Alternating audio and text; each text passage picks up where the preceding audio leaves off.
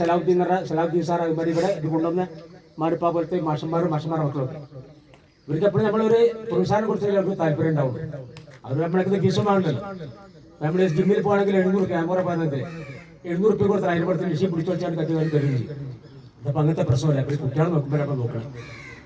ശരിക്കും മരുക്കളും ഭാര്യമാരും വേറെ കുട്ടികളൊക്കെ നമ്മളെ മൂലക്കെത്തി ശിവായിപ്പള്ളി പിച്ചിൻ്റെ കേട്ടാണ് ഇപ്പോൾ അതിലും രക്ഷപ്പെട്ടില്ല. അപ്പം ഇനി വരെ ശിവായിപ്പള്ളി നമ്മളെ കുട്ടികളെന്ന് നമ്മളൊക്കെ തീരുമാനിക്കണം. പിന്നെ നമ്മുടെ ഒരു ജീവിത യാത്രയിലാണ്, അതാണ് മനസ്സിലാക്കുന്നത്. നമ്മൾ 10-7 വർഷാൾക്കാർക്ക് ഇവിടെ ആദ്യം ജീവിതമില്ല. അപ്പം ഇങ്ങനൊരു അവസരം കിട്ടി നമ്മൾ മുന്നേറ്റെടുക്കണം. നമ്മളെ കാര്യങ്ങൾ ചർച്ച ചെയ്യാനും പരസ്പരം പല കാര്യങ്ങൾ സഹായങ്ങൾ ചെയ്യാനും പലതുണ്ട്. ഒക്കെ ചെയ്യേണ്ട അവസരമാണ്. നമ്മൾ യാത്രയിലാണ് എന്നുള്ളത് ഇപ്പോൾ എല്ലാവർക്കും അറിയാമല്ലോ. പക്ഷെ ആരും ചെയ്യാറില്ല. മരണം അത് 70 വർഷം ആൾക്കാർക്ക് ഇനി അധികാരം താമസമല്ല ഇവിടെ നമ്മൾ നിൽക്കുന്നു. അപ്പം നമ്മൾ അതിനു വേണ്ടി തയ്യാറെടുക്കുന്നത് കൂടി നല്ലതാണ്. അത് സിനിമ പടത്തുണ്ട് ഇതിന് പാട്ടില്. ഒരിടത്തെ ജനനം ഒരിടത്തെ മരണം, ചുമലിൽ ജീവിത ഭാരം, വഴിയറിയാതെ മുടന്തി നടക്കും വിധിയുടെ പരിമൃഗങ്ങൾ, നമ്മൾ വിധിയുടെ പരിമൃഗങ്ങൾ. ഈ യാത്ര തുടങ്ങിയത് എവിടെ നിന്നോ, ഇനിയൊരു വിശ്രമം എവിടെത്തുന്നോ. മോഹങ്ങൾ അവസാന നിമിഷം വരെ, മനുഷ്യബന്ധങ്ങൾ ചുടല വരെ, മനുഷ്യബന്ധങ്ങൾ ചുടല വരെ.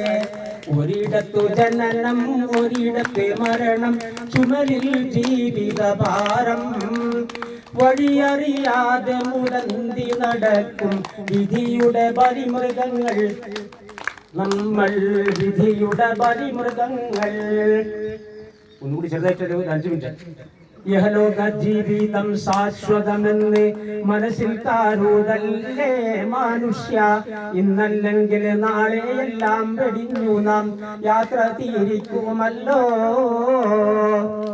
കള്ള് കുടിക്കല്ലേ, കഞ്ചാവ് പാലിക്കല്ലേ, ചൂത് കാളിക്കല്ലേ, കരുണാനിധിയായ നാഥന്റെ കൽപ്പന തെറ്റി നടക്കല്ലേ.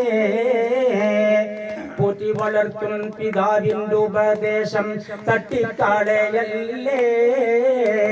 പുത്തൻ മണവാട്ടി കൂട്ടിന് ചേരുമ്പോൾ തള്ളെ മറക്കല്ലേ.